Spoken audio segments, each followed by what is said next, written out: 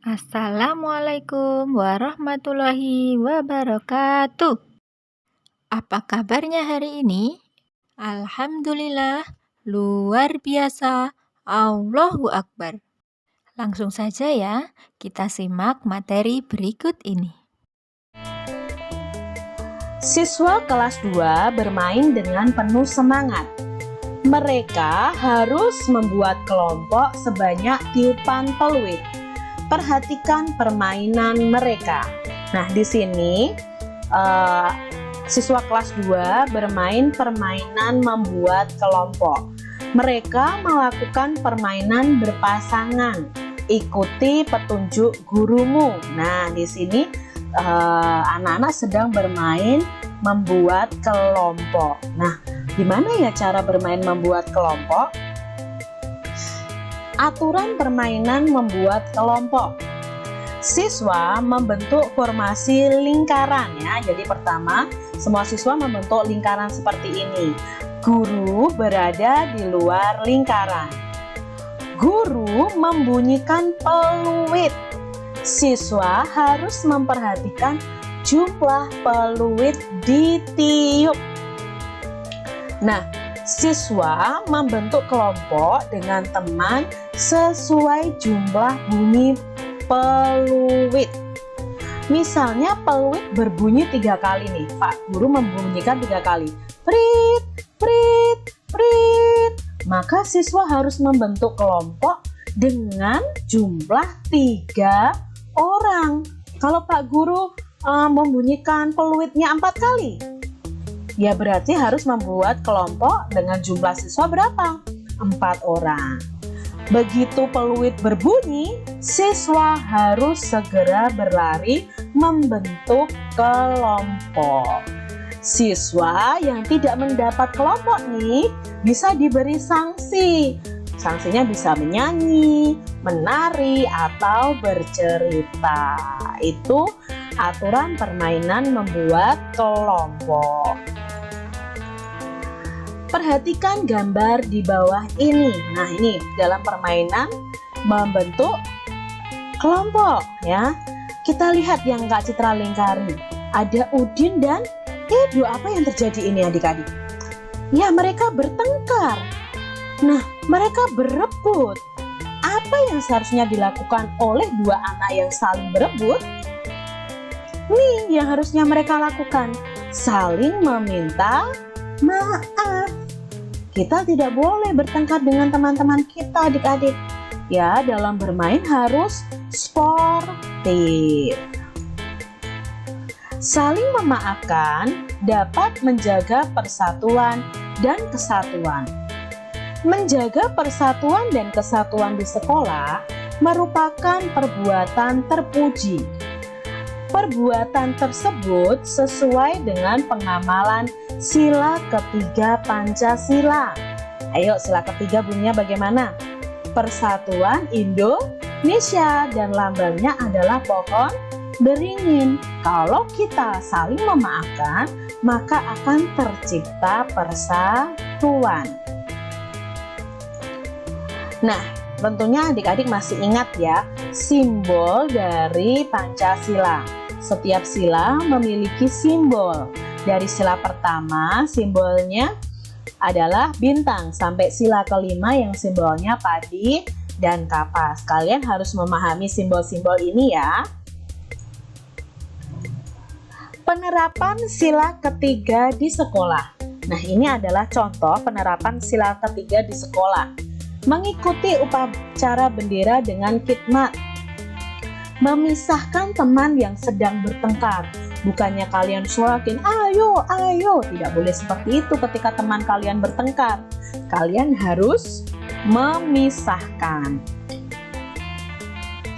Bermain dengan teman dari berbagai suku bangsa. Bekerja sama melaksanakan piket kelas. Menjaga kerukunan. Itu adalah penerapan sila ketiga Pancasila di sekolah. Beri tanda centang pada kolom yang tepat. Perbuatan yang sesuai atau tidak sesuai dengan sila ketiga Pancasila. Kita lihat yang pertama, sikapnya. Melakukan piket kelas bersama-sama. Apakah itu sesuai dengan sila ketiga Pancasila? Ya, ini sesuai adik-adik. Yang kedua, hanya mau berteman dengan teman satu suku.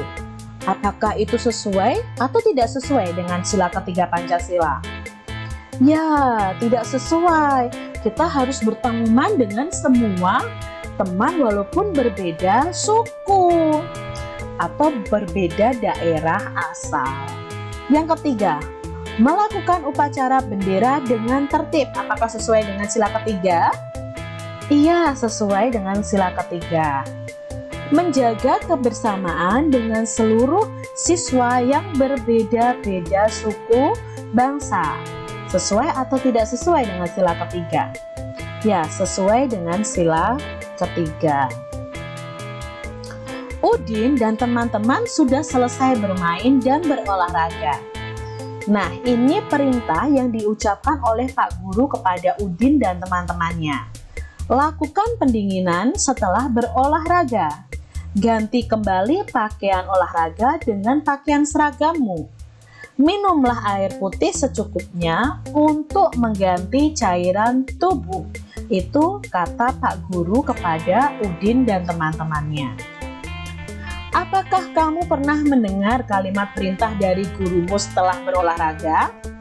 Pasti pernah ya adik-adik ya, gurumu menyuruh apa? Memerintahkan apa setelah kalian berolahraga? Perintah apakah yang diucapkan? Nah, perintah apa yang diucapkan oleh guru olahragamu adik-adik? Mungkin kembalilah ke kelas, gantilah baju kalian dengan seragam. Nah, mungkin saat olahraga kan kita memakai seragam olahraga. Selesai olahraga kita bisa memakai seragam sekolah yang seharusnya dipakai ya untuk hari itu sesuai jadwal. Apa manfaat perintah tersebut? Nah, ternyata selain kalimat perintah itu memiliki arti, juga memiliki manfaat dari kalimat perintah ini. Nah, Kak Citra punya contoh di sini. Kalimat perintahnya adalah rajinlah belajar, kata Bu Guru. Apa manfaatnya jika kita melakukan perintah Bu Guru ini? Maka manfaatnya kita menjadi anak yang pintar. Di sini tadi Pak Guru berkata, lakukan pendinginan setelah olahraga. Maka manfaatnya apa? Ya, otot-otot kita akan kembali lemas. Terus ganti kembali pakaian olahraga dengan pakaian seragammu. Kenapa kita harus mengganti pakaian olahraga kita? Ada manfaatnya. Ketika baju olahraga kita pakai untuk olahraga, itu kan berkeringat. Nah, ketika kita ganti dengan pakaian seragam kita, maka baju yang sudah kotor, baju olahraga itu bisa kita ganti dengan pakaian yang baru. Minumlah air putih secukupnya untuk mengganti cairan tubuhmu. Mengapa setelah berolahraga kita harus minum air putih yang cukup? Ya, untuk mengganti cairan tubuh kita, itu manfaatnya. Ya, jadi kalau kita disuruh rajin belajar, itu manfaatnya supaya kita menjadi anak yang pintar. Nah, di sini ada kalimat perintah lagi. Jagalah kebersihan kelas, kata Bu Guru. Apakah ada manfaatnya? Ada. Manfaatnya apa?